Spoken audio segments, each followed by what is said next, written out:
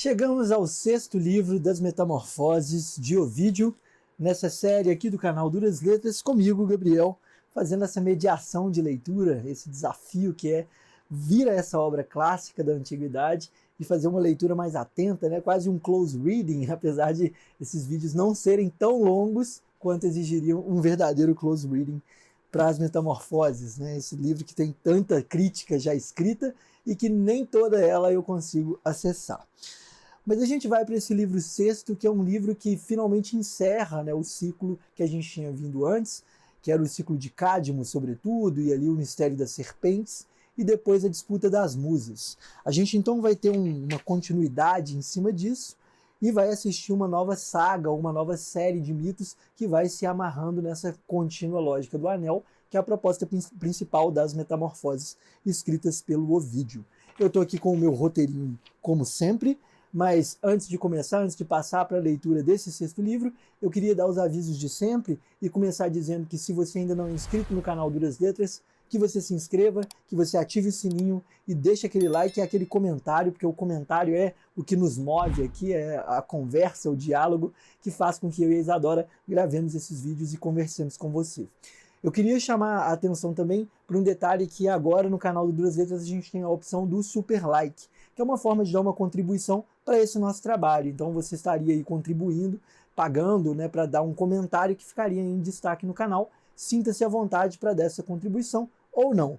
Mas o importante aqui é o comentário e aproveitar o vídeo sobretudo. Então, feito esse aviso, né, feito esse comentário inicial, a gente pode passar finalmente para o nosso sexto livro. Esse sexto livro que tem uma estrutura um pouco parecida assim, com a de outros livros que a gente viu antes, ou seja, ele vai estar dividido em dois grandes blocos, vamos dizer assim. Um primeiro bloco que é mais geral, que envolve uma série de mitos, e um segundo bloco que foca em um aspecto específico. Mas o livro sexto ele tem um mote, né, vamos dizer assim, ele tem uma seta, uma direção, que é a híbris, ou a desmedida. A gente vai ver essa desmedida se manifestando na primeira série de mitos pela via da contestação ao caráter divino. A gente já viu isso acontecendo com o deus Dionísio, né? O Dionísio nasceu e ele foi ali considerado inferior, né? Ou teve sua divindade questionada por várias personagens que sofreram por isso. A mesma coisa vai acontecer nesse livro sexto. A gente vai ter uma série de personagens que também vai contestar, vai problematizar a verdade e o poder dos deuses, e por isso vai sofrer na mão deles, né? Nunca conteste a divindade de um deus. E isso vai acontecer, sobretudo, nesse livro 6, via híbris, ou desmedida. A híbris é um conceito que está lá no Aristóteles, né, na Poética. Quem tiver interesse, vale muito a pena ler e ir atrás desses conceitos. Mas o conceito de híbris é o da desmedida. É quando um personagem, um herói trágico, no caso do Aristóteles, ele passa da conta. Então ele desafia demais, ele é arrogante demais, ele é curioso demais. Então, se excedeu, você chegou aí na desmedida, e isso vai te levar, obviamente, a um destino trágico, vai te colocar para confrontar a vontade dos deuses, e a vontade dos deuses é sempre terrível para os homens. Então esse seria o nosso tema, o tema norteador, e ele vai orientar, vamos dizer assim, pelo menos metade, do verso 3º até o verso 411, a gente vai ter essa coisa da híbris aparecendo na confrontação contra os deuses. E por que eu faço essa separação, né, até o verso 411, sendo que existe aí uma quantidade, vai até os 680, 90, né?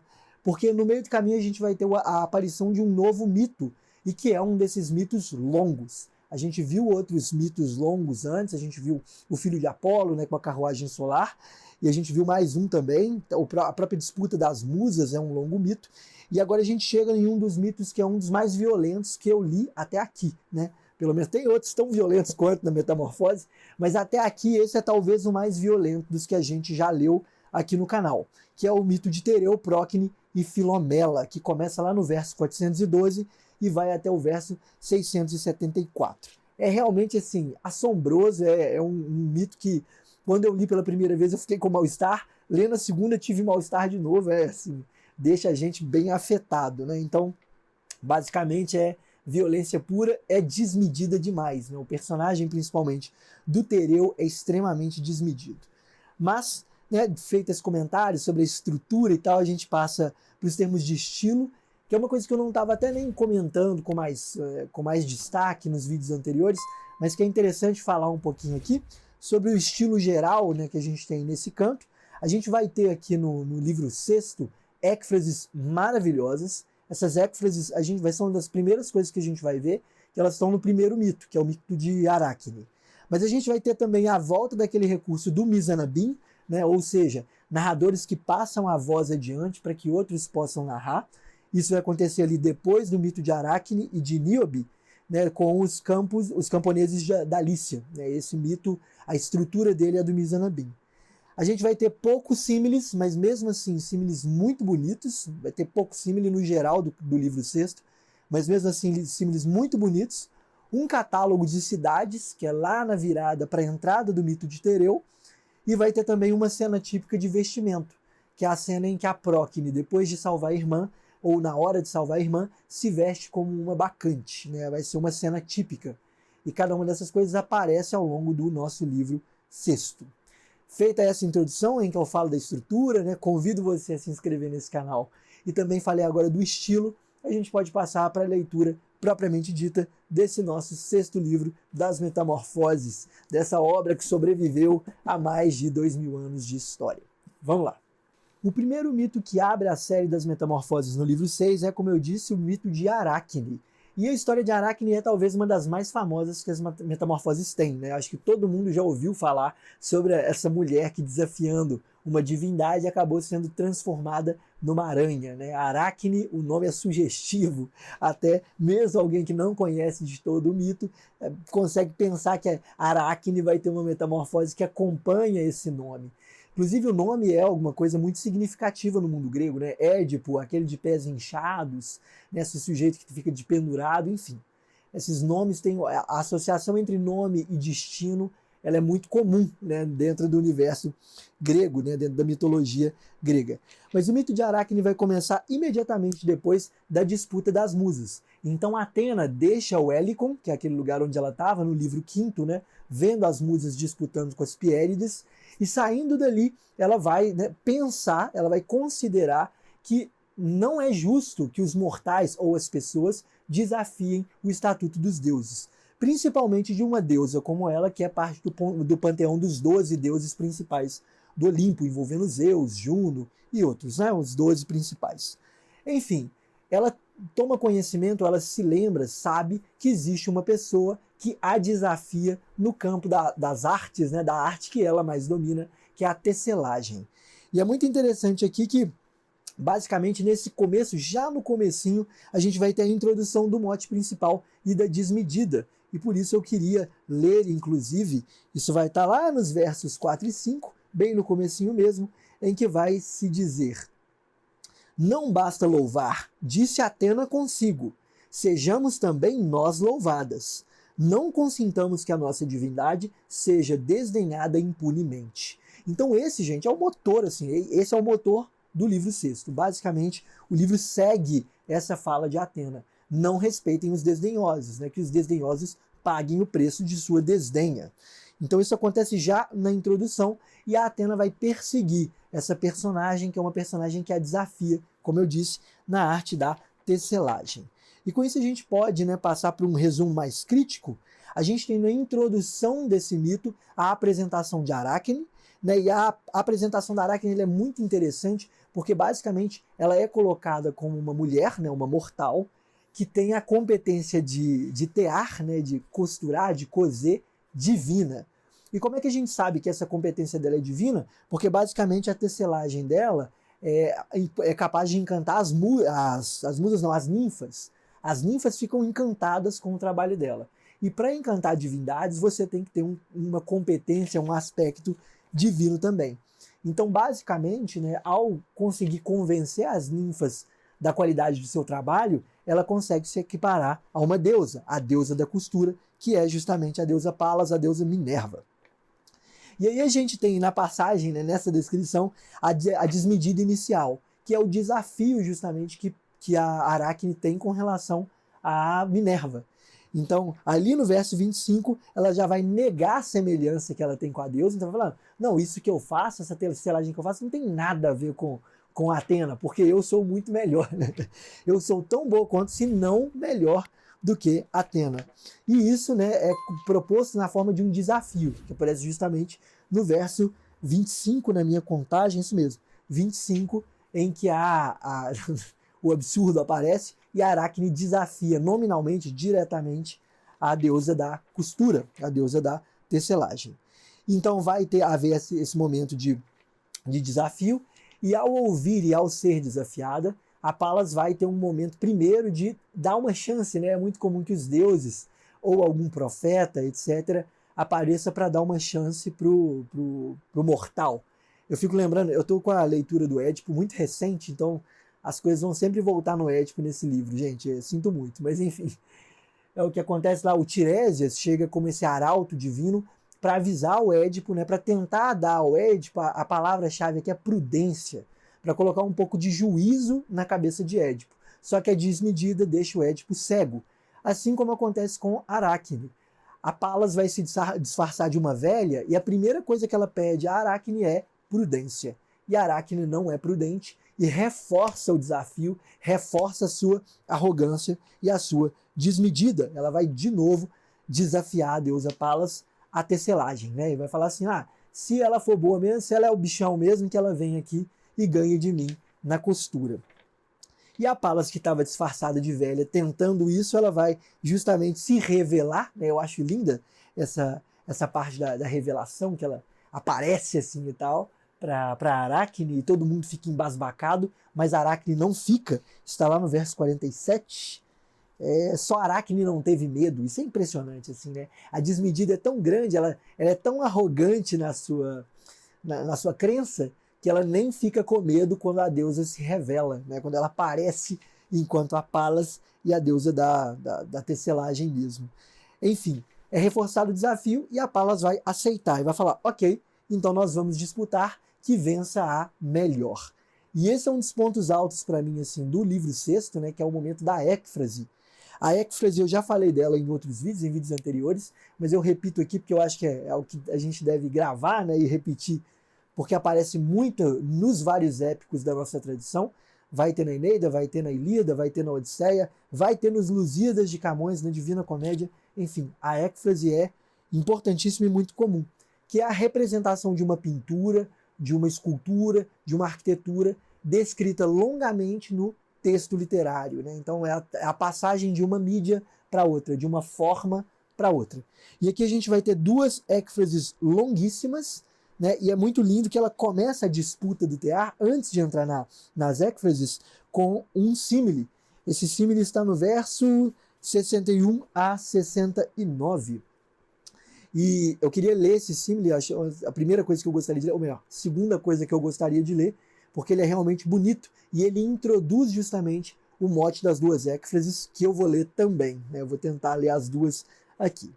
O símile começa, então, como eu disse, lá no verso 61, e ele vai dizer o seguinte: tal como o arco-íris, quando os raios do sol são atingidos pela chuva, costuma colorir em ampla curva a extensão do céu. Embora brilhem nele 1000 cores diversas, a passagem de uma a outra, contudo, engana os olhos do espectador. A tal ponto são próximas as cores que se tocam e tanto diferem das mais afastadas. Ali também se entrelaça nos fios o dútil ouro, e na teia borda-se uma história antiga. Lindíssimo! Eu esqueci, pulei uma linha aqui, né? Ali é tecida não só a púrpura que sentiu o caldeirão tírio, como são as tênues sombras separadas por finos matizes. É assim que começa. Então, quando as duas começam a tecer, a gente tem um efeito parecido com o do arco-íris, porque apesar de as cores se diferenciarem, elas são tão bem costuradas no arco-íris que a gente não consegue perceber a passagem de uma cor a outra. Pensar isso no nível da costura é lindo, é quase como se você tivesse uma costura que não revelasse a linha, que não revelasse o artifício. E isso é muito importante, eu acho, assim, para a ideia de mimesis que você tem no período latino, que é a mimesis como a imitação perfeita, né? A imitatio, a reprodução perfeita, passa por algo que consegue se passar demais pela realidade, mesmo que não seja, né? Se dá como estatuto de verdade. Isso não vai estar tanto no Ovídio, mas isso vai estar sobretudo no Virgílio. O Virgílio é um poeta do quilate de um historiador. Não à toa ele foi comparado diversas vezes a um historiador. Porque a Eneida, apesar de ser uma obra ficcional, etc., e que lida com o mito, ela acontece, ela emula a história de forma que a gente consegue acreditar que aquilo aconteceu. Apesar de não ter acontecido, apesar de ser artifício do poeta. Então, assim, é lindo, né, ver essa questão da mímese sendo colocada na forma de um símile aqui no canto sexto. E para introduzir uma das cenas mais lindas do livro, que são as duas écfrases, que eu vou ler agora, já na sequência. Palas borda o rochedo de Marte, na cidade de Cécrope, e a antiga disputa sobre o nome do país. Em nobres tons, sentam-se com augusta majestade 12 deuses, com Júpiter ao centro. Olha o panteão divino, os 12 deuses aí. Cada um dos deuses tem fisionomia própria. A de Júpiter é a imagem régia. Ao deus do mar, figura-o em pé e a ferir com seu longo tridente a dura rocha, do centro de cuja ferida brota um mar, testemunho com que reclama a cidade. A si atribui-se um escudo, protege o peito com a égide, mostra que a terra, ferida com a sua lança, faz brotar, perante a admiração dos deuses, o pé de uma oliveira branca com seus frutos. Então a terceira a ser representada é a própria Atena. O remate da obra é uma vitória. E para que a rival de sua glória alcance, pelos exemplos, o prêmio que a espera, por tão louca ousadia, nos 4 cantos acrescenta em cores brilhantes e matizados com pequenas figuras, 4 combates. Um dos cantos tem representado a Trácia, Ródope e Remo, hoje montanhas geladas, corpos mortais noutros tempos, que a si se atribuíram os nomes dos sumos deuses. Isso é muito interessante, que ela vai representar a arrogância também. Então ela vai colocar essas personagens na sua costura que justamente desafiaram os deuses e foram castigados por isso. Está representado num outro canto o infeliz destino da mãe Pigmeia.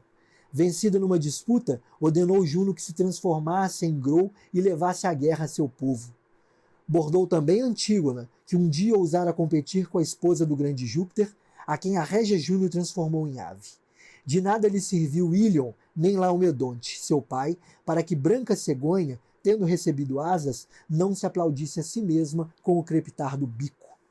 O último canto que resta tem representado Cíniras, sem as filhas. Abraçando os degraus do templo e os corpos de suas filhas, e jazendo sobre a pedra, parece derramar lágrimas. Bordeou as extremidades com ramos de oliveira da paz. É esse o remate. E concluiu a obra com sua árvore. Então o bordado é totalmente descrito, partindo do centro e radiando até chegar às bordas. Essa técnica é ecfrástica, né? Existe um movimento de dar conta aí do que está sendo representado. É lindo, gente, assim, ecfrase é um negócio assim. Eu tenho uma colega, inclusive, que estudou comigo na Faculdade de Letras, que é a Marina Naves, que é apaixonada por ecfrase, escreve poesia, e ela tem ecfrases muito bonitas, né? Ela, inclusive, desenvolve muito da poesia dela baseado nas narrativas clássicas. E ecfrase é uma coisa que ela faz muito bem. E, assim, é realmente uma arte da poesia muito linda, é um gênero da poesia muito bonito. E aqui não podia ser diferente, que a gente está falando de Ovídio, né? Que é um mestre da técnica poética do seu tempo, assim como Virgílio o foi. Tendo lido assim, a ecfrase da Atena, a gente pode passar para a ecfrase de Aracne, né, que vai desafiar em beleza essa divindade que é a deusa da tecelagem. A ecfrase dela começa no verso 103 e vai até o 128. E começa com: a Meônida, que é a Aracna, representa a Europa, enganada pela figura do touro. Julgar-se-ia o touro real e real o mar. Europa parecia que olhava as terras deixadas para trás, que gritava pelas companheiras e receava o contato da água, que ondula e que timidamente recolhia os pés. Fez também que Astéria estivesse presa por uma águia que lutava. Fez que Leda se reclinasse sob as asas de um cisne. Mostrou como Júpiter, disfarçado na figura de um sátiro, engravidou a bela Nicteida com dupla gravidez. Como fora anfitrion quando te seduziu a ti, Tiríntia, como enganou Danae sob a forma de ouro e Asopes na forma de fogo. A Minemósina como pastor, como marchetada serpente, enganou a filha de Del. A ti, Netuno, bordou-te como touro ameaçador ao lado da filha de Éolo. Disfarçado de Enipeu, tu geras os Aloidas. Como carneiro, enganas a filha de Bisáltide, a de louros cabelos, a doce mãe das searas. Sentiu-te sob a forma de um cavalo. Como ave, te sentiu a de cabeleira de serpentes, a mãe do cavalo voador. Como golfinho, te sentiu Melanto. Em cada um destes reproduziu a sua feição e a do lugar. Ali está Febo, na figura de um camponês. E como ostentou, ora asas de falcão, ora dorso de leão. E como, enquanto pastor, enganou Issa, a filha de Macareu. Como Líber enganou Erígone com fingidas uvas. Como Saturno, na figura de um cavalo, gerou o dúplice Quiron. A última parte da teia, bordejada por fina franja, ostenta flores entretecidas com eras entrelaçadas. É lindíssimo. O tema de Aracne é a perversão divina.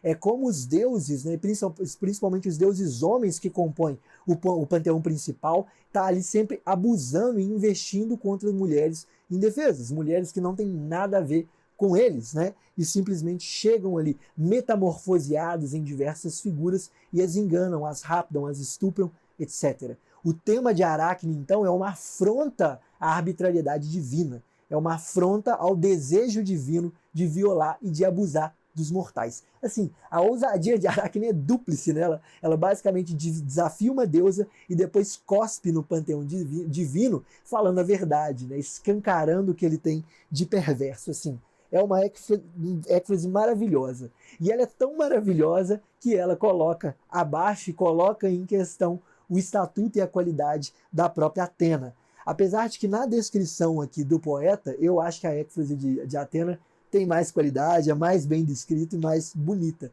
Talvez isso seja de propósito, né? Mas isso é só a minha opinião.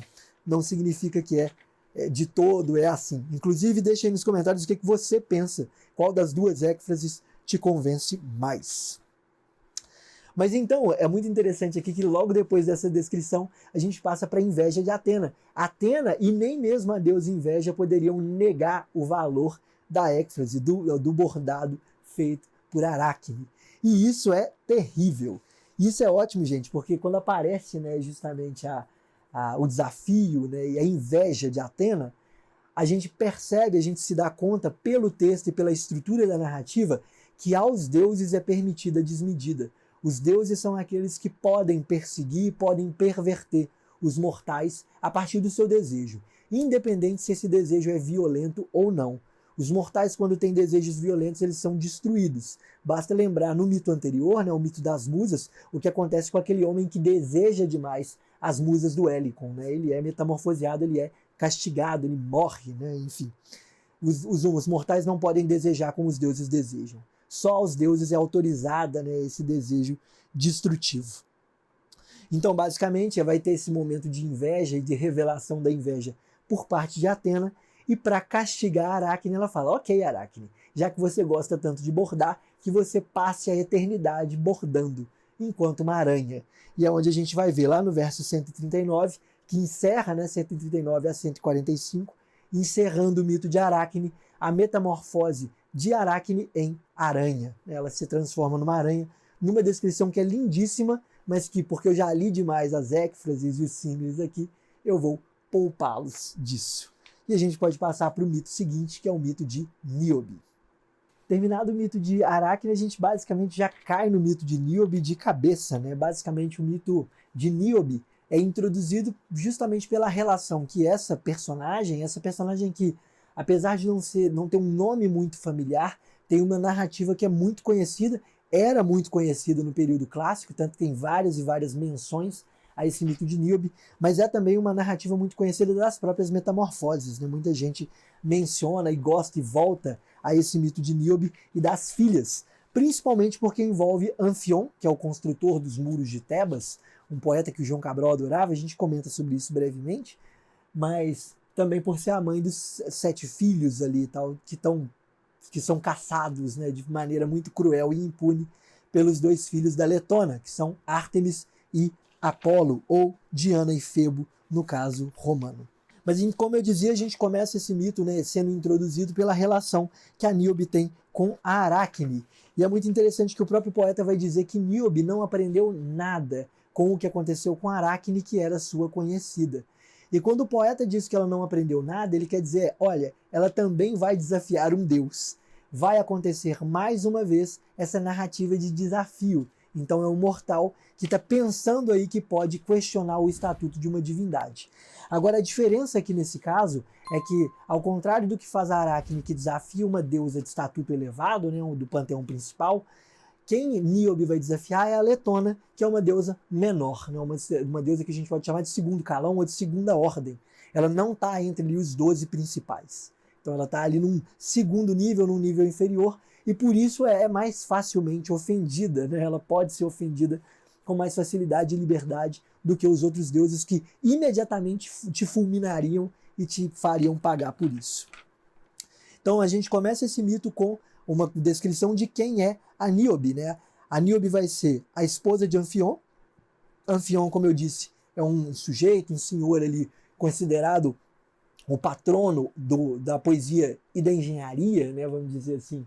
É muito interessante, existem muitos mitos na antiguidade clássica que envolvem as origens da poesia e os grandes poetas. O principal deles é o Orfeu, que é o grande poeta lírico e tal, o poeta que consegue restituir a vida a partir do seu canto, o poeta que desafia a própria morte cantando. Mas ele não é o único, né? Existem outros mitos do poeta que aparecem na antiguidade clássica, entre eles o mito de Anfion. Anfion é o poeta que edifica cidades com a sua flauta. Então Anfion toca a flauta e ergue muralhas, ergue paredes e prédios. É lindo, gente. Os mitos de poeta da antiguidade são destruidores de maravilhosos, né? Então o Anfion é o poeta engenheiro, não à toa é a opção feita pelo João Cabral de Melo Neto, poeta brasileiro da segunda metade do século XX principalmente, né? Que é autor da Educação pela Pedra. Ele é, por excelência, o poeta engenheiro brasileiro. E segue, inclusive, o mito de Anfion como seu mito de fundação. Ele tem um poema que é o poema Anfion, que é lindíssimo. Se você não conhece, assim, vá atrás porque vale muito a pena. É de alto quilate, é uma das melhores coisas assim dentro da obra do João Cabral, na minha opinião. O mito de Anfion, descrito pelo Cabral, é lindíssimo. Sua flauta seca, Anfion, estava no deserto, Anfion, e vai repetindo o nome de Anfion, é lindo, lindo. Enfim, fica aí como recomendação.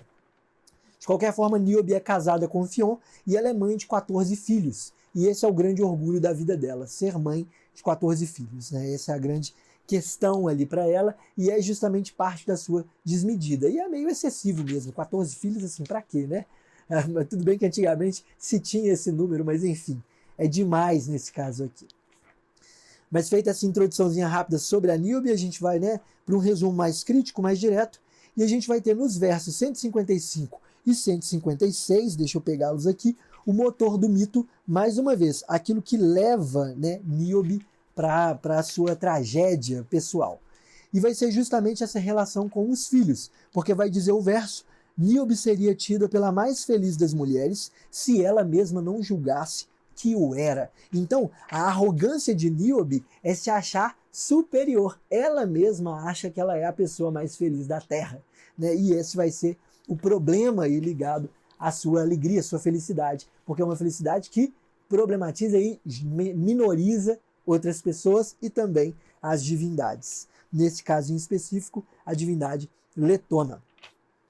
O mito, depois de fazer então essa espécie de motor, falar por que ela vai ser condenada, que é o que a gente chama de ring composition, né? Um anel solto pela narrativa que já consagra e já consuma o destino trágico do personagem, a gente vai passar por um prodígio de Manto que é filha de Tiresias. É uma personagem muito minorizada assim, na mitologia e na tradição clássica, apesar de ser filha de Tiresias. É Tiresias quem ficou o mais importante, o mais famoso. Mas Manto é a tirada que ela aparece en passant. Né? Poderia ter sido Tiresias, mas não sei, o Ovídio preferiu não. Enfim, é isso, ela aparece e ela vai fazer um prodígio relacionado ao culto à deusa Letona, que é a deusa Leto, mãe de Ártemis e de Apolo. E ela vai falar que essa deusa basicamente está exigindo, né, vamos dizer, sacrifícios, os ritos e os altares. E o que a cidade vai fazer ao ouvir um prodígio lançado por uma profeta, filha de Tiresias, é seguir o prodígio. Ele vai falar assim, não, ela tem razão. Se ela mandou, se é a própria Letona quem fala pela voz de Manto, a gente deve fazer, e é o que eles vão fazer. Uma coisa que é muito interessante aqui, inclusive, é pensar que a deusa escolhida aqui pelo poeta, que é a deusa Leto, né, para narrar essa narrativa, é a deusa das crianças e também uma das deusas da maternidade, junto com Hera e outras, né? Então não é uma escolha arbitrária. Basicamente, Letona sendo deusa das crianças e da maternidade, é muito importante que ela seja confrontada pela Níobe e que Níobe perca todos os seus filhos, né? Pelas mãos justamente da deusa da maternidade. Uma das, como eu dizia. Então é isso, né? Basicamente, deusa das crianças, que é desafiada, da gestação também, e todo mundo vai obedecer o culto a essa deusa na cidade de Tebas. O que acontece é que a Níobe chega, passa ali com o seu séquito, né, com o seu grupo de mucamas e pessoas ali ligadas a ela, e vê as pessoas cultuando a deusa Letona. E aí aparece a desmedida dela, que é uma fala longuíssima de Níobe, que está lá no verso 170, e que eu gostaria, né, de mostrar, pelo menos o inicinho dela, que é: que loucura preferir aos deuses que se veem aqueles de que se ouviu falar. Isso é ótimo, né? É interessantíssimo, que basicamente, que malucos vocês são, que idiotas vocês são por estarem cultuando deuses que vocês não podem ver. Olhem para mim, olha como é que eu estou bem vestida, olha o tamanho do meu séquito, olha quantos filhos eu tenho. Vejam a grandeza do meu marido e da cidade de Tebas. Tebas ainda não tinha sido assolada por tanta peste, ainda não tinha chegado Édipo, etc. Então essa presunção, essa arrogância é parte da desmedida, é parte da híbris que vai condenar essa personagem. E aí, nesse caso, vai ter uma menção ali, né, a fábula de Anfion e justamente a construção de Tebas. O meu marido Anfion, né, construiu Tebas, os muros de Tebas e tal. E ela vai exigir, por fim, no final da sua fala, o fim do culto a Letona. Gente, não exija o fim do culto a um deus, né? Deixa o deus lá em paz, deixa as pessoas cultuarem o deus em paz, porque senão você vai, né, vai arcar com as consequências. E é interessante que ela pede esse fim e reitera, né, o pedido e fala: olha, se vocês têm que cultuar alguém, cultuem a minha imagem. Eu, que também tenho descendência divina, sou o filho de Tântalo. E aqui é importantíssimo, né? Ela é filha de Tântalo. Além de ter beleza e riqueza, e um número de filhos absurdo, 14 filhos, ela é a filha de Tântalo. Tântalo, que é justamente o sujeito que serviu a carne dos filhos para os deuses. Esse mito de Tântalo é importantíssimo aqui no livro 6. A gente vai entender por quê mais para frente, quando a gente chegar principalmente no mito de Tereu, porque o mito de Tântalo vai ser um anel para amarrar o mito de Tereu. Obviamente, depois da fala de Níobe, né, e do desafio que ela lança a Letona, impedindo o culto a Letona, a Leto vai se zangar. Né? A Letona vai se zangar com isso e vai ter ali as suas querelas com essa mortal. E o que Leto vai fazer é que, diferente da Minerva, ela não vai agir diretamente, é isso, né? Ela, sendo uma deusa menor, a forma de agir também é diferente. E o que ela vai fazer é apelar aos seus filhos. Os seus filhos, esses sim, Diana e Febo, né? Ou Ártemis e Apolo, esses sim são deuses de alto calão. São deuses que compõem o panteão dos 12 grandes deuses do Olimpo. E ela vai apelar a esses dois filhos falando: olha, teve alguém que simplesmente desmoralizou a sua mãe. E não só desmoralizou a sua mãe, como é filha de Tântalo. Ela menciona também, a Leto menciona, né, o fato de Níobe ser filha de Tântalo, que era esse sujeito também extremamente arrogante e desmedido ao servir a carne de seus filhos para os deuses. E basicamente, ao falar isso, ao transmitir essa mensagem para os seus dois filhos, a gente vai ter a introdução, o começo da caçada, que é o mote principal do mito de Níobe.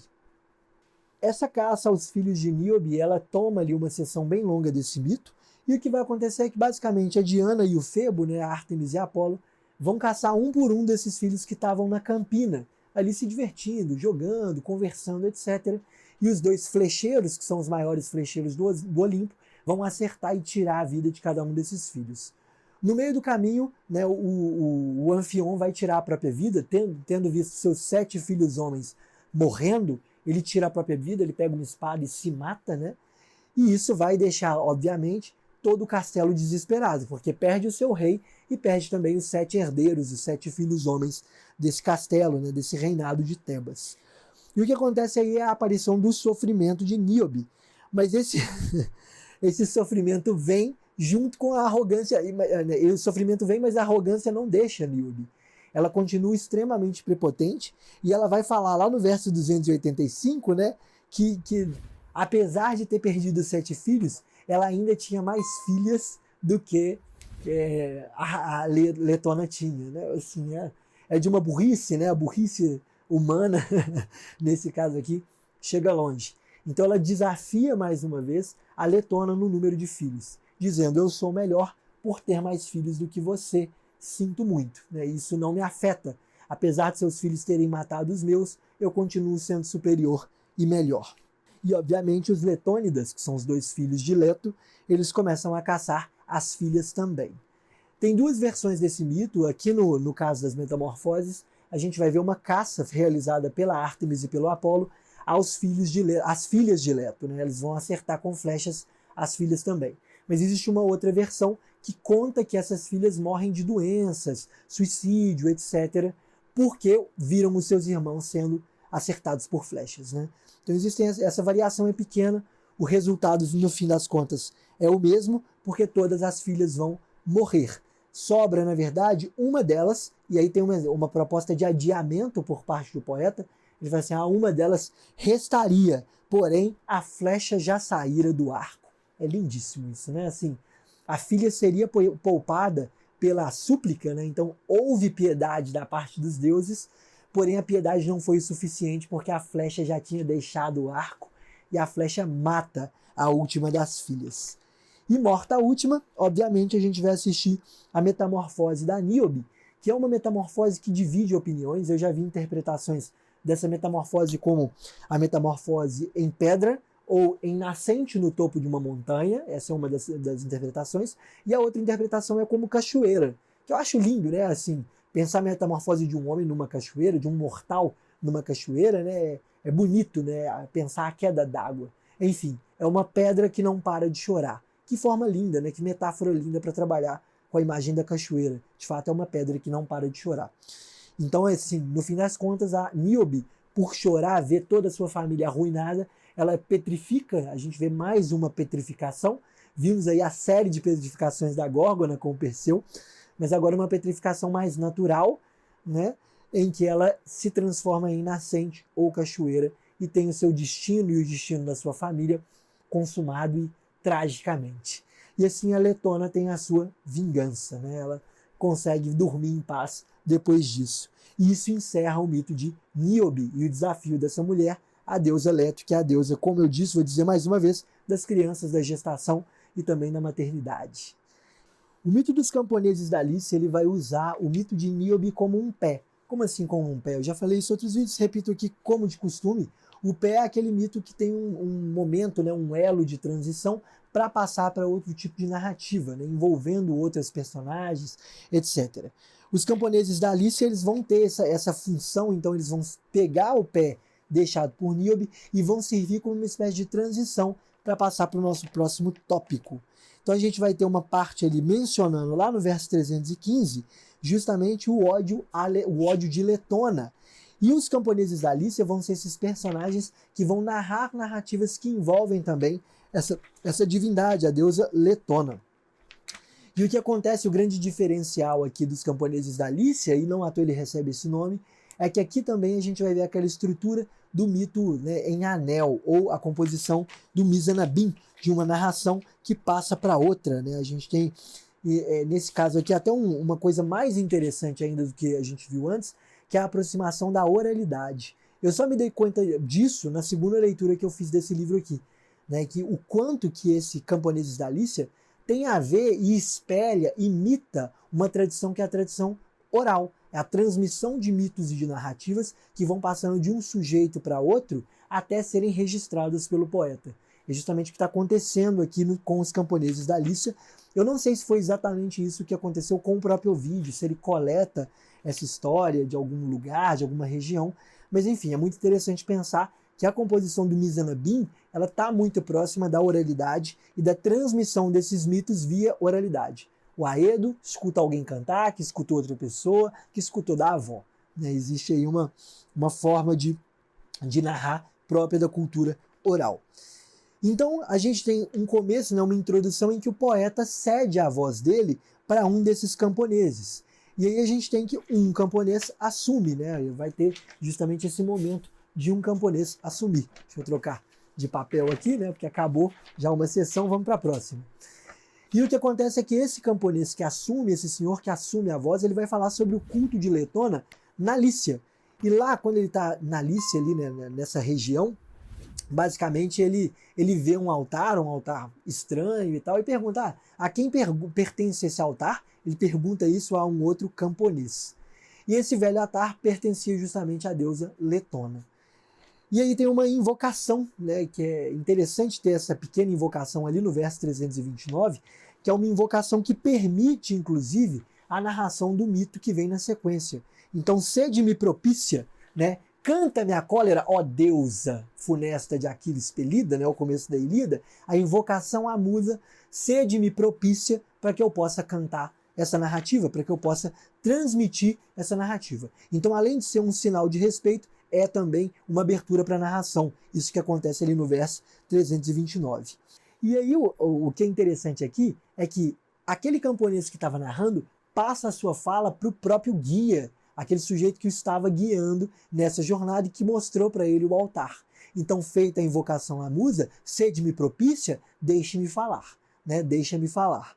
E é o que acontece, ele vai assumir a narração e vai falar sobre a origem, né, ali desse altar e desse culto nessa região, a essa deusa que é a deusa Leto. Vai falar primeiro que ela deu à luz aos gêmeos, os gêmeos aqui a gente sabe quem são, né? Os dois gêmeos, ela deu à luz a eles na região da Tritônia, que é a região onde vivia a deusa Atena, né? Atena sempre como um fantasma até aqui, né? Ser várias menções a ela. E ela está fugindo de Juno. Ela teve os dois filhos, o Ártemis e Apolo, na Tritônia e precisa peregrinar para fugir de Juno. Ah, mas por que ela está fugindo de Juno? Porque os filhos dela são filhos de Zeus e Zeus é casado com Juno, ou seja, a relação é extraconjugal. A Leto foi amante de Zeus.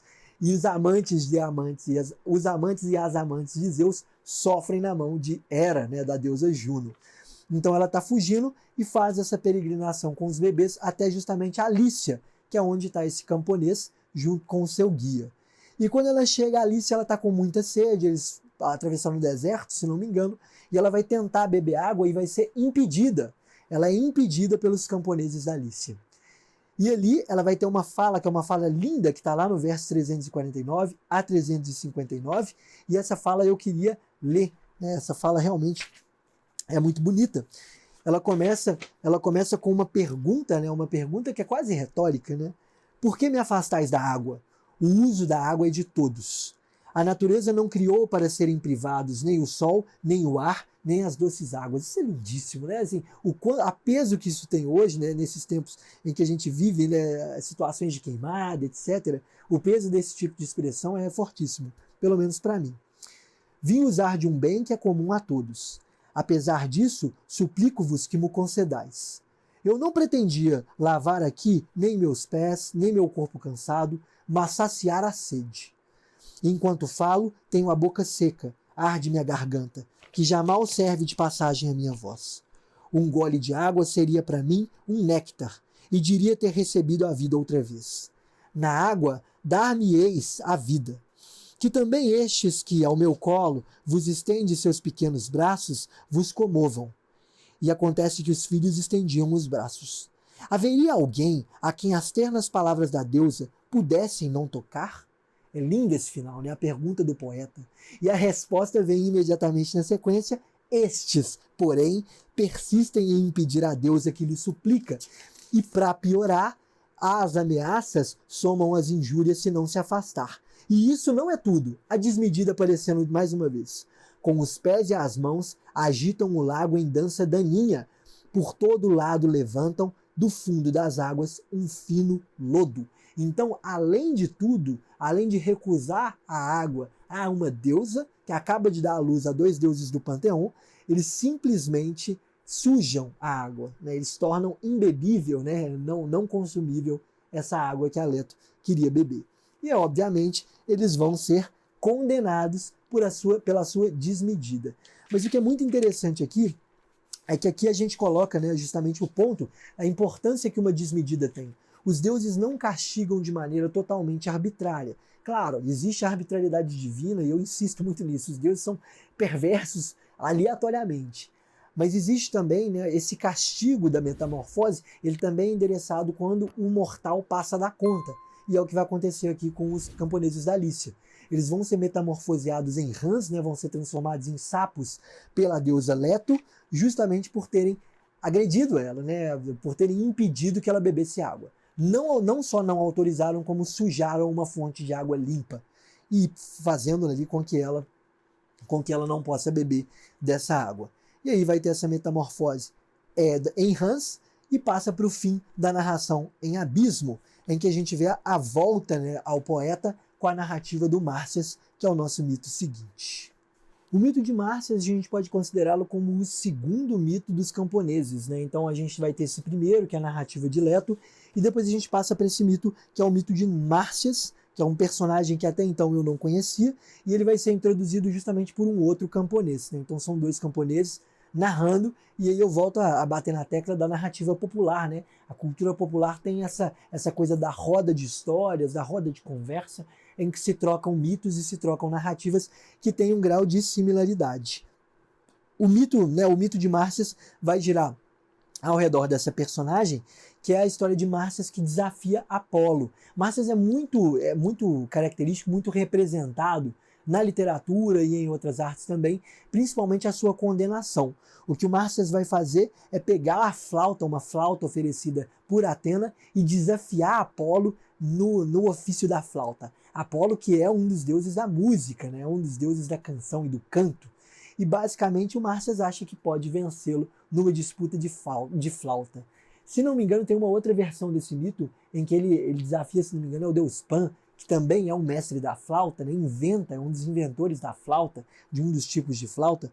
Enfim, de qualquer forma, existe mais uma vez um mortal, Márcias, desafiando uma divindade altíssima, no caso de Apolo, ou de segunda ordem, como no caso do deus Pan. E no fim das contas, a representação clássica de Márcias é o sujeito que é esfolado vivo.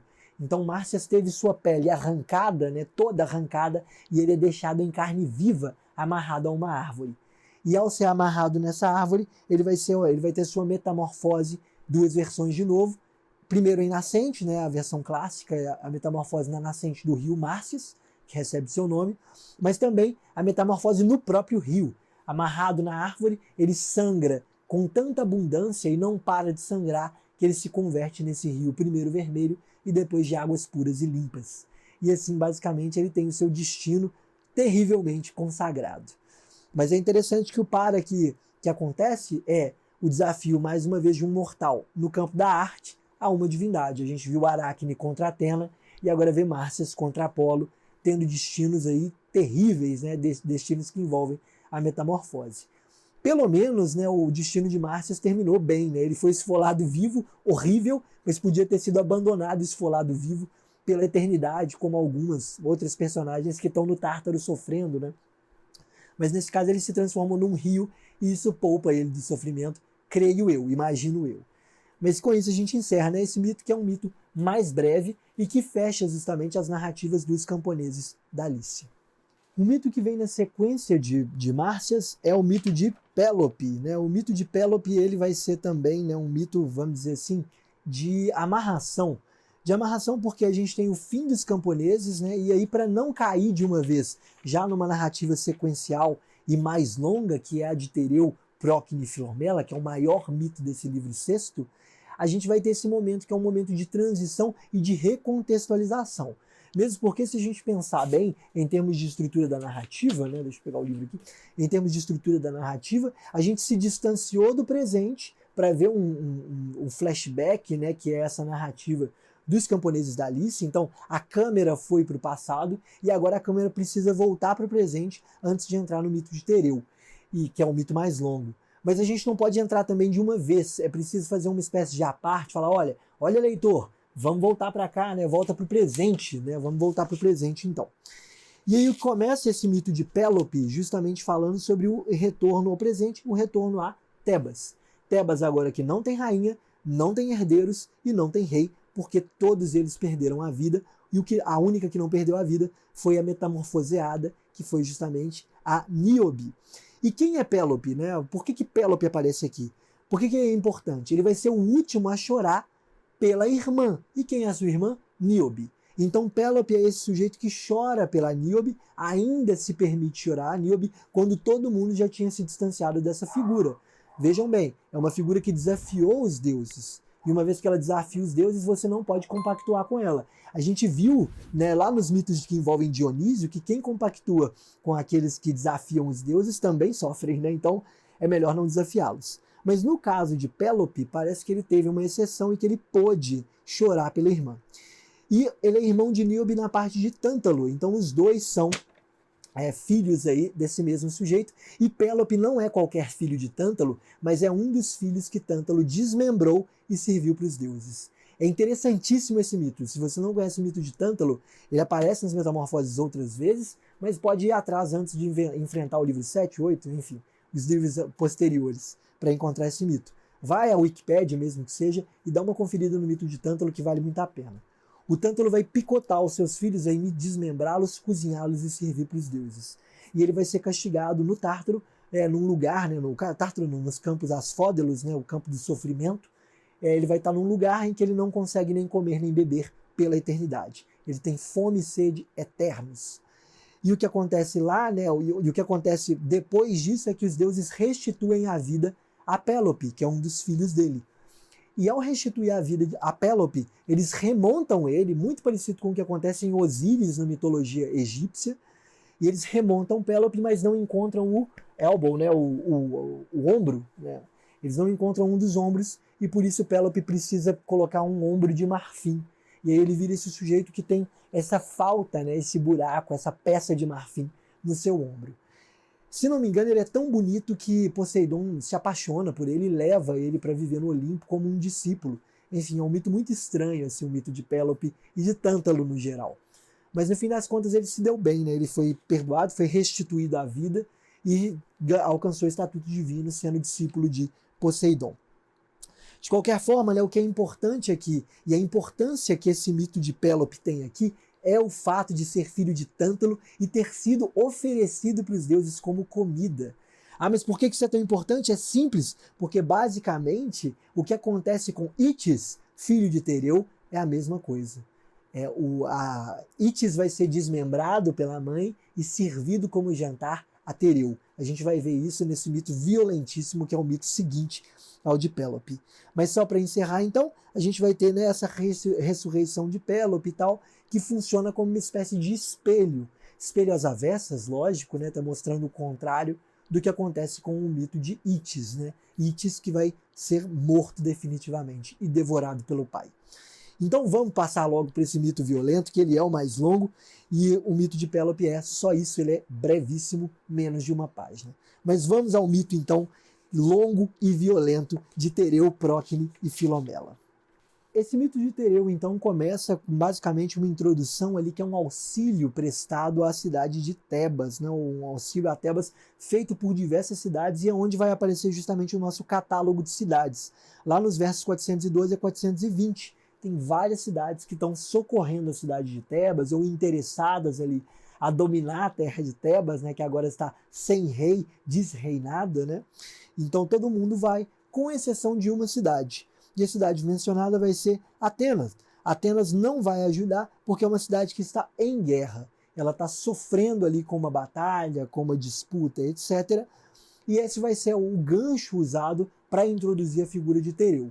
Porque Tereu vai ser o sujeito que salva Atenas, né? E por salvar Atenas, ele vai ganhar de presente, vai ser presenteado e agraciado ali com a Prócne, que é filha de Pandion. Pandion, então, vai dar de presente ao Tereu a sua filha. E aí, nesse momento, a gente vai ter essa coisa do casamento desses dois, já no comecinho do mito, e essa cena do casamento é uma coisa, assim, impressionante, muito impressionante mesmo. Deixa eu até pegar aqui. Isso acontece lá no verso 429, é isso mesmo, no 429 e 28 na verdade, a gente tem aqui um casamento muito estranho, porque vai dizer o poeta o seguinte, Mas nem Juno Prônuba, nem Himeneu, nem a Graça acompanharam aquele casal. Qual casal? Prócne e Tereu. Foram as Eumênides quem empunharam as tochas roubadas de um funeral. Gente, quando eu li isso a primeira vez, eu fiquei assim, nu. Assim, basicamente, você se casa com uma pessoa e você pensa que esse casamento é um casamento feliz, que você está sendo abençoado e agraciado, já que os deuses são invisíveis, né, na maior parte do tempo. Mas quem está segurando as tochas do seu casamento, que não são tochas de casamento, mas tochas de funeral, são as três fúrias do Hades, assim. São as três irmãs que causam o sofrimento, as três algozes ali dos campos Asfódeles. São elas que sobem à terra para abençoar, entre aspas, esse casamento de Tereu e Prócne. E assim, isso é de uma força, quando eu li isso, eu falei assim, foram as Eumênides, nossa, assim, eu até arrepio. As Eumênides vieram a esse casamento, assim. É óbvio que vai dar errado, é claro, ele tinha tudo para dar errado desde o princípio. É um casamento assim maléfico. Sai de perto, se você for a esse casamento, cuidado na volta para casa, vai ser pior do que a Odisseia, em que todo mundo morre e só a Odisseu volta, né? Vai ser pior, assim, não vai sobrar ninguém, nem o Odisseu vai conseguir voltar. Então esse casamento é o casamento para o qual eu não queria ter sido convidado. Mas basicamente assim, ao colocar as Eumênides aí agraciando esse casamento com a sua presença nefasta e terrível, isso já introduz para a gente o contexto que antecipa a violência que o mito tem, né? Porque é um mito realmente de um excesso excessivamente violento, né? É uma força, é uma violência que é desmedida, né? A híbris aqui é o próprio mito em si mesmo. Então, basicamente, tem isso, né? E tem esse conflito central que vai ser colocado logo depois disso, logo depois desse casamento, em que a gente vai ser apresentado a um conflito que passa pelo desejo, o desejo da irmã e o desejo do marido, né? O desejo pela irmã e o desejo do marido de amor também por essa figura. É muito interessante essa estrutura, né? Que tem a estrutura triangular, né? Edípica, até tem lá o Édipo, Jocasta Édipo, Jocasta e Laio, o rei Laio de Édipo, enfim. Essa estrutura reaparece de diversas maneiras na mitologia grega. E uma delas é essa aqui envolvendo as irmãs. Então você vai ter as duas irmãs, que são Prócne e Filomela, e essas duas irmãs se desejam no sentido de fraternal da coisa, elas querem se ver, né, elas querem se encontrar, mas tem esse terceiro elemento que é casado com uma delas, que é justamente o Tereu. E o Tereu vai arder de paixão, né, um desejo aí que é a luxúria, né? Não é Eros. Eros não é mencionado aqui nem no latim, é a luxúria mesmo que toma conta de Tereu. Eu acho interessantíssimo o poeta não colocar Eros aqui como desejo, porque Eros é o desejo amoroso e seria uma coisa mais próxima do tesão. É uma palavra feia assim para pensar o contexto, mas é o tesão num bom sentido.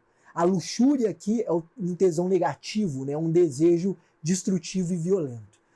É um desejo sexual da ordem da violência, né? Eu faço qualquer coisa por isso, inclusive sequestrar e estuprar, que é justamente o que o Tereu vai fazer depois desse conflito aqui acontecer. Então, basicamente, a Prócne deseja ver a irmã e comunica ao marido. E o que Tereu vai fazer é, ok, você está disposta a ver sua irmã, você quer ver sua irmã, eu vou lá buscá-la. Ele ainda não a tinha conhecido. E quando ele chega no reino de Pandion, ele vê a irmã pela primeira vez, ele é tomado pela luxúria.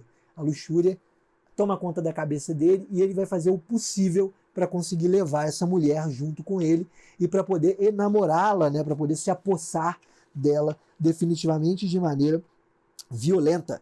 A gente tem ali, né, nessa introdução ao desejo e essa marca da luxúria, um símile do Tereu com o fogo, né? Ele se incendeia pela Filomela.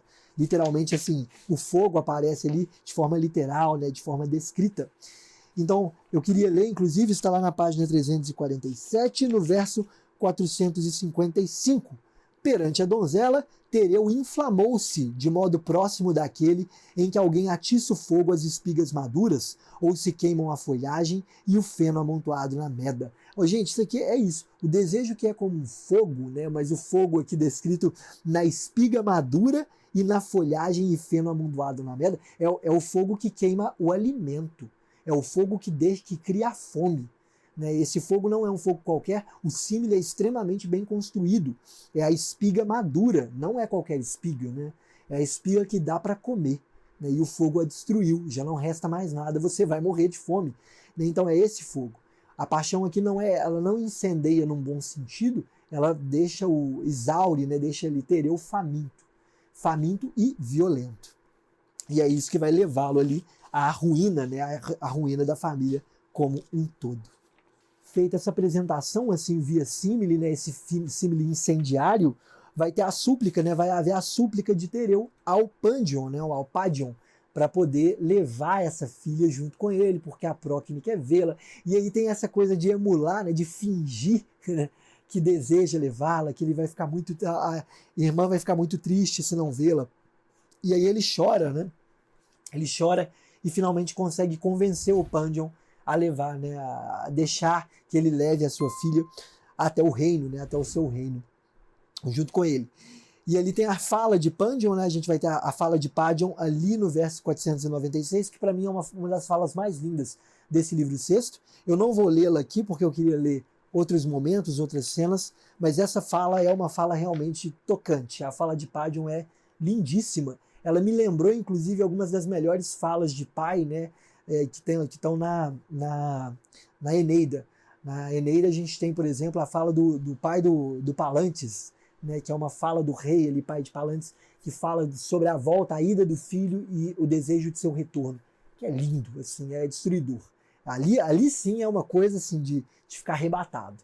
Né, o amor do pai pelo filho, um filho que ele não vai ver mais, né, um filho que vai ficar, né, junto com Enéas lá na terra lutando contra Turno, vai ser assassinado por Turno. Se você não leu Eneida, é hora de ler. A gente tem vídeo aqui no canal falando sobre isso. Fica aí o convite para assistir essa série sobre Eneida também, além das metamorfoses.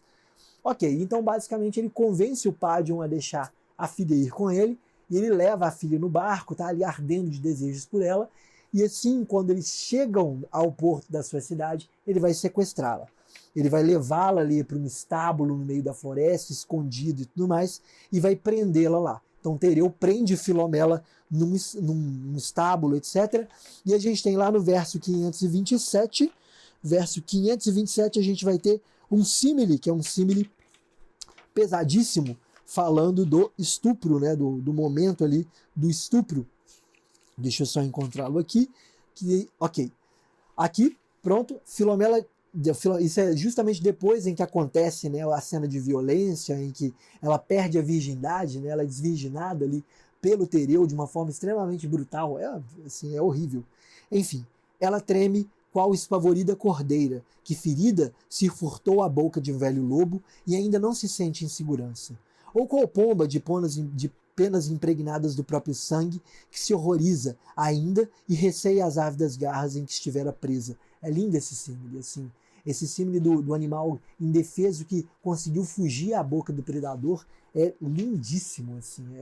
É um símile bem colocado, está no lugar certo e consegue transmitir para a gente essa sensação de violência horrível, né, que é o da cena de estupro que acontece alguns versos antes, ali por volta do verso 520.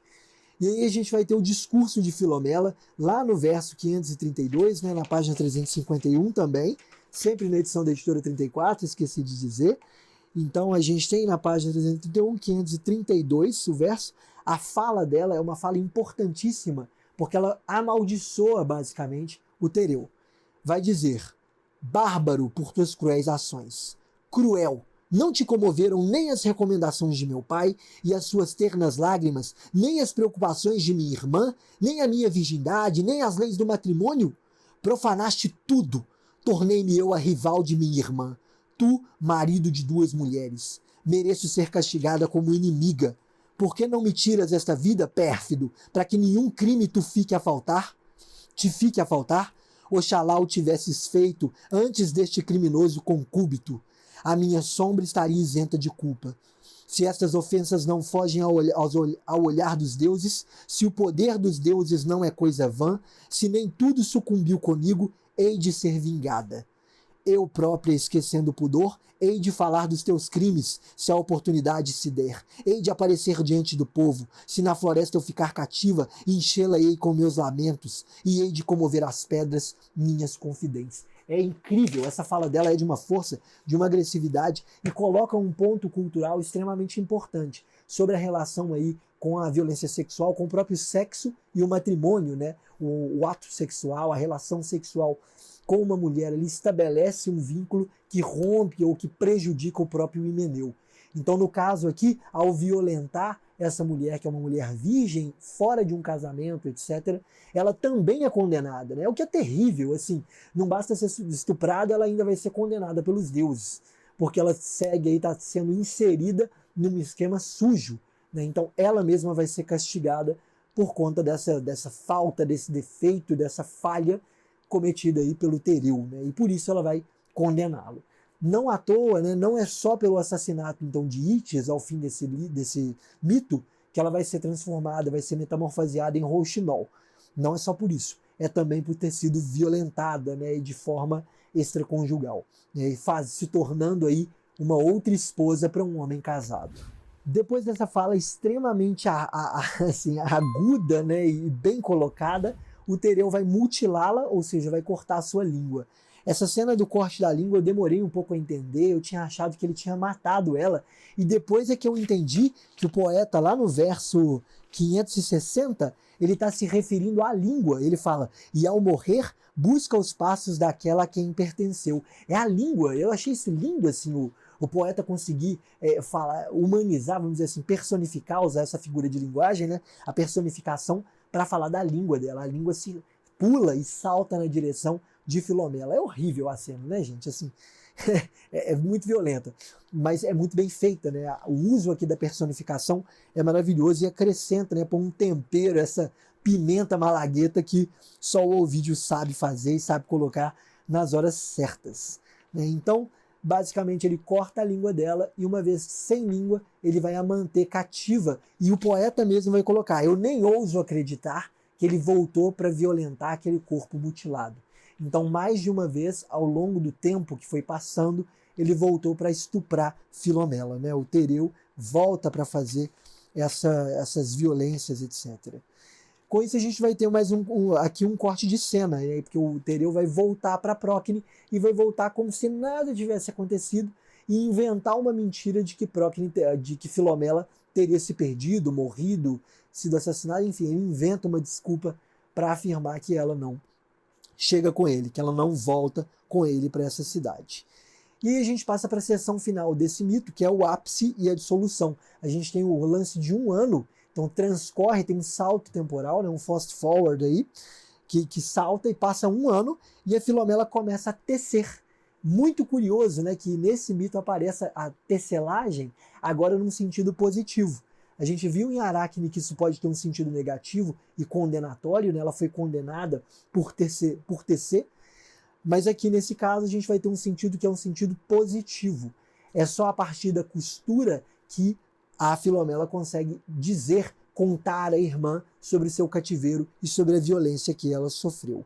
Então a tecelagem, né, a costura, tem uma mudança de valor dentro da própria estrutura do livro 6, o que é, mais uma vez, um acerto brilhante do nosso poeta aqui, né, do poeta Ovídio.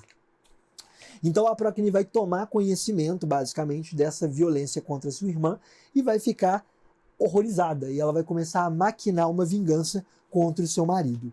Nesse momento de maquinar a vingança é que ela vai se unir às bacantes, vão começar os ritos às bacantes ali, destinado ao deus Dionísio, e ela vai ter aquela cena de vestimenta em que ela põe a roupa de uma bacante e sai junto com as bacantes para a floresta e para fazer o culto. E é nesse momento que ela vai resgatar a sua irmã. Então ela vai até o estábulo, descobre o estábulo na floresta e consegue salvar a Procne desse cativeiro. E aí vai ter a fala, né? Ela vai falar a Procne sobre a vingança e sobre a necessidade de vingança. É incrível, né? Assim, é realmente maravilhosa essa fala dela. E na hora de maquinar essa vingança com a Filomela, elas voltam ao palácio sem que o Tereu tome conhecimento, e aí sim vai aparecer esse momento de delicadeza. E eu chamei de momento de delicadeza porque me fez lembrar, gente, esse verso de 619 até o 628, na página 355, uma cena que acontece no 6º livro da Ilíada do Homero, que é a cena do abraço no filho, quando Heitor pega o filho no colo e tem um momento de revelação ali, porque o filho tem medo de Heitor, e quando Heitor tira o capacete é que o filho o reconhece como um homem e não como guerreiro, divino, etc. Mas esse momento de delicadeza é bem diferente, lógico, né, que esse da Ilíada, mas é o momento em que a Procne, né, enquanto Procne concluiu o seu argumento de vingança, Itis, que é o seu filho, aproxima-se da mãe. Ele sugere-lhe o que poderia ser. Fixando-o com um olhar terrível, Procne desabafa. Como é parecido com teu pai? E sem mais dizer, prepara um horrível crime, enquanto ferve em contida ira. Então ela estava se preparando para matar o filho. Todavia, no entanto, quando o filho se aproximou e saudou a mãe, rodeando-lhe o pescoço com seus pequeninos braços, acrescentando beijos de mistura com carícias pueris, a mãe comoveu-se realmente e a cólera, aplacada, foi contida e os olhos umedeceram-se involuntariamente de lágrimas não contidas. Então, maquinando a vingança, a criança a abraça e ela desmonta. Ela vira e fala assim, não dá, desse crime eu não sou capaz. Isso é brilhante, assim, é uma cena realmente de muita delicadeza. Só que essa delicadeza vai ser desmontada na cena seguinte, que é a cena do assassinato do próprio Itis, né? Que é o ápice geral desse mito.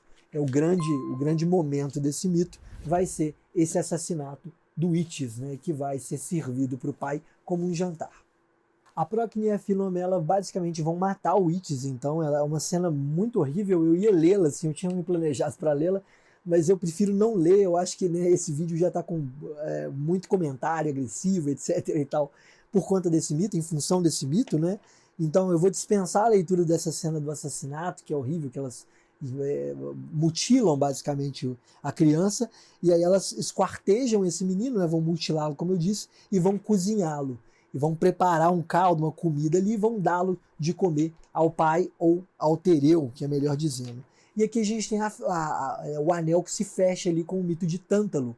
Então, mais uma vez, a gente vê essa história se repetir, a história da devoração de um filho, ou de cozinhar o filho e servi-lo para alguém. Horrível, né? Uma coisa absurda, assim, horrível só de pensar. Mas, enfim, isso fecha um anel e isso vai enlouquecer, vai deixar maluco, né? Louco mesmo, vai perder o juízo, essa figura de Tereu. Tereu então vai se levantar depois de descobrir, e aí tem uma fala linda, né, que ele chama pelo filho, ele termina de comer, assim, acaba de comer o filho, e chama por ele e fala, traga-me Itis. E aí a fala de Procne é, tens dentro de ti, né, aquilo que procura, lá no verso 655, é uma fala fortíssima, né, está dentro de ti aquilo que você procura. E é ali, nesse momento, que ele vai enlouquecer e vai perseguir as duas irmãs, Filomela e Procne. E nesse momento os três vão ser metamorfoseados em aves. O Tereu se torna a polpa, né, que é uma ave de guerra, uma ave que parece vestida para a guerra. A Filomela se torna um rouxinol e a Procne uma andorinha, segundo a leitura mais canônica dessas metamorfoses. Agora uma nota final, né, porque isso encerra o mito de Tereu, Procne e Filomela, é que eu não acho esse castigo justo, assim. Para mim, Tereu tinha que ser... devia ter acontecido com ele o que aconteceu com Márcia, sabe? Ele ser esfolado vivo e pendurado numa árvore para virar rio, né? E ali sangrando e tal, né? Eu acho que virar uma árvore é muito leve, né? Um castigo muito leve para os crimes que ele fez, principalmente para um sujeito que foi amaldiçoado pelas Erinhas, né? Eu esperava aí um castigo que fosse mais agressivo. Mas que bom que não foi, que bom que foi ameno, porque já tinha violência demais, né, nessa narrativa toda. De qualquer forma, para mim foi pouco. E foi pouco também com as duas mulheres, Filomela e Procne, apesar delas serem vítimas desse destino trágico e vítimas do próprio marido, do Tereu e do cunhado nesse caso, né? Acho que elas matarem o Itis de forma tão impiedosa também é um crime que devia ser castigado de uma forma mais punitiva da parte dos deuses. Eu pareço horrível falando assim, gente, mas eu estou dizendo tudo isso no campo literário, tá? Não é no campo real, não. Não acho que tem que acontecer no campo real com ninguém. Mas isso encerra, basicamente, o mito de Tereu, Procne e Filomela. E a gente pode passar para o último mito, que é basicamente um mito de transição, que é o mito de Bóreas e Orititia, né? Orititia aí, que é uma mulher, uma sujeita que é desejada por esse deus, que é o deus mais violento entre os quatro ventos, né? O Bóreas é o vento mais violento. Então esse vai ser um mito de transição, ou um mito de passagem, para que a gente possa entrar na narrativa dos Argonautas do livro seguinte, que começa ali a introduzir o mito de Jasão, introduz, na verdade, o mito de Jasão e vai falar sobre uma personagem que é, né, uma mulher polêmica assim, no mundo clássico, que é Medeia, a assassina dos filhos, né? Esse é um dos epítetos ali que a tradição colocou nela, e eu não gosto dele, eu prefiro Medeia a feiticeira, Medeia a filha do sol, Medeia, aquela do amor, né, a mulher do amor. Enfim, todos esses epítetos são melhores do que assassina de crianças. Eu acho ridículo, né, tratá-la, reduzi-la a essa coisa, né, da assassina de crianças. Apesar dela ter feito isso no mito de Eurípides, né, na invenção ali do Eurípides na peça. Mas voltando, não chegamos ainda em Medeia, vamos ao Bóreas e Orititia. Pandion vai morrer de tristeza, inclusive, né? E quem vai assumir o trono de Padion, né, lá no mundo, no reino dele, etc., é o Erecteu. Erecteu que vai se mover, pelo que eu entendi, pela minha interpretação, ele vai se mudar para assumir o trono deixado por Pandion. E ao se mudar, ele vai levar as suas duas filhas, que são lindíssimas e divinas na sua beleza, e uma dessas filhas era Orititia, que era desejada pelo deus Bóreas. Né? Essa é uma cena que eu acho realmente difícil de interpretar. Talvez para as pessoas da época e que tinham mais familiaridade com esse mito, fosse mais fácil. Mas eu achei obscuro, assim, não entendi muito bem qual que é a relação que se estabelece entre Erecteu, Bóreas, etc. Por que Bóreas se sentiu lesado com essa assunção, né, do Erecteu ao trono de Pandion, enfim. É uma parte estranha aqui para mim, eu achei difícil interpretar. Então a gente vai ter uma fala de Bóreas nesse mito, né, nesse sexto e último mito do livro 6, em que ele vai falar sobre, vai encher de ameaças, né, vai ameaçar e vai falar, eu sempre fui muito pacífico, agora está na hora de mostrar a força que eu tenho e o vento que eu realmente sou. E é nesse momento que ele vai sequestrar a Orititia e depois de sequestrá-la e se casar com ela, ele vai engravidá-la. E dessa gravidez vão nascer os dois gêmeos, que é o Calés, ou Calais, e os Etes, os dois filhos que são homens com asas, né? São homens alados, e são homens que vão fazer parte da expedição atrás do Velocino Dourado dos Argonautas.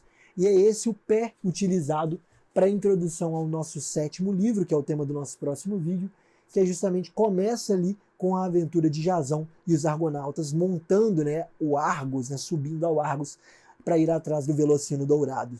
Entre os navegadores vão estar esses dois filhos de Bóreas e por isso esse mito aparece aqui. Apesar de eu achar que ele está muito deslocado nesse livro sexto. Eu queria tê-lo deixado para o episódio seguinte, mas, enfim, como eu cheguei muito longe aqui no livro 6, eu falei, vamos encerrar tudo aqui, e no livro 7 a gente já chega com o pé na porta, introduzindo o Velocino Dourado e Jasão e os Argonautas, e falando de Medeia, que é essa personagem central para o livro 7. Com isso a gente encerra essa leitura do sexto livro das Metamorfoses do Ovídio. Eu queria agradecer demais por você ter assistido e sobrevivido a essa leitura, vendo até aqui.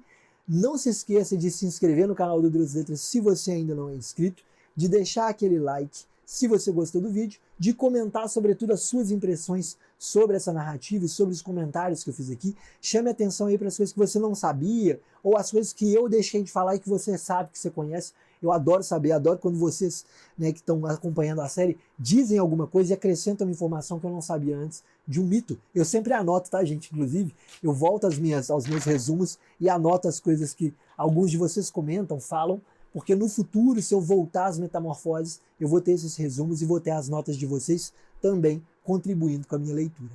Por último, queria falar mais uma vez do super like. Se você sentir aí que merece, que vale a pena esse nosso trabalho, receber um super like e um comentário destacado, etc., dê essa contribuição que você ajuda esse trabalho a seguir aí adiante, né, e vai ajudar demais. Com isso a gente vai encerrando esse vídeo. Eu sou o Gabriel, agradeço demais por você estar acompanhando essa série comigo e eu te vejo no nosso próximo episódio.